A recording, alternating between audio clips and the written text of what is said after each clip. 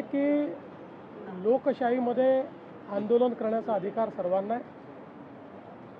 केवळ लोकशाहीमध्ये आंदोलन करतानाही संविधानाने दिलेले हक्क आणि त्यासोबत संविधानाने टाकलेली जबाबदारी या दोन्ही गोष्टी लक्षात घेतल्या पाहिजे।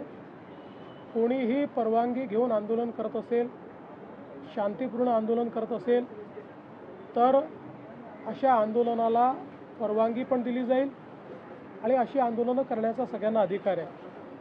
जाणीवपूर्वक राजकीय अशांतता तयार करण्याकरता बिना परवानगी आंदोलनं करणे, हिंसा करणे हे मात्र कुठल्याही परिस्थितीमध्ये योग्य नाही। त्याच्यावर आवश्यक ती कारवाई केली जाईल।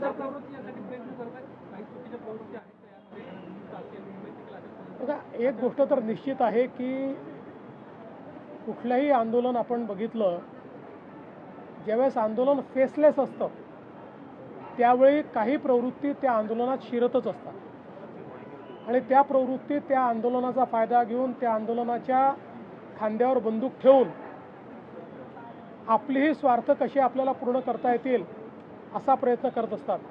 आता दिल्लीमध्ये जे आंदोलन झालं, अनेक राजकीय पक्ष त्यामध्ये आपली पोळी कशी भाजता येईल हा प्रयत्न करतायत। अनेक अशा संघटना की ज्या संघटनांचा या विषयाशी घेणं देणं नाही आहे, पण अराजकता कशी तयार करता येईल त्याचाही प्रयत्न करतायत।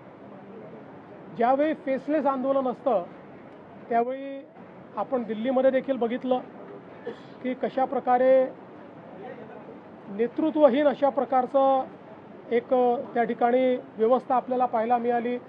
पोलिसांच्या गाड्या फोडणं असेल, गाड्या उलटवणं असेल, पोलिसांवर दगडफेक असेल, अशा अनेक गोष्टी घडल्या। तर एक गोष्ट मी आपल्याला सांगतो की कुठल्याही सरकारला आपल्या नागरिकांवर लाठीचार्ज करणं हे कधीच आवडत नाही। पण काल आपण बघितलं असेल ज्या प्रकारची अवस्था त्या ठिकाणी होती, जर पोलिसांनी कंट्रोल घेतला नसता तर अनेक अनावश्यक अशा गोष्टी त्या ठिकाणी घडल्या असत्या। पोलिसांनी मोठा संयम देखील दाखवलेला आहे आणि अर्थातच अशा प्रकारचं आंदोलन हे त्या ठिकाणी योग्य पद्धतीने व्हावं यापुरतं जेवढं त्याच्यावर कारवाई केली पाहिजे तेवढी कारवाई ही पोलिसांनी केली आहे। मला असं वाटतं की याच्या खोलात जर आपण गेलं तर मी काही सगळ्या आंदोलकांवर त्या ठिकाणी कुठलाही आरोप करू इच्छित नाही। काही लोक चांगल्या भावनेने देखील करत असतील, पण हे निश्चित आहे की त्याच्यात असे लोकही घुसलेले आहेत की ज्यांना आपला स्वार्थ साधायचा आहे, ज्यांना या नीटशी काही घेणं देणं नाही आहे, ज्यांना केवळ अराजकता तयार करायची।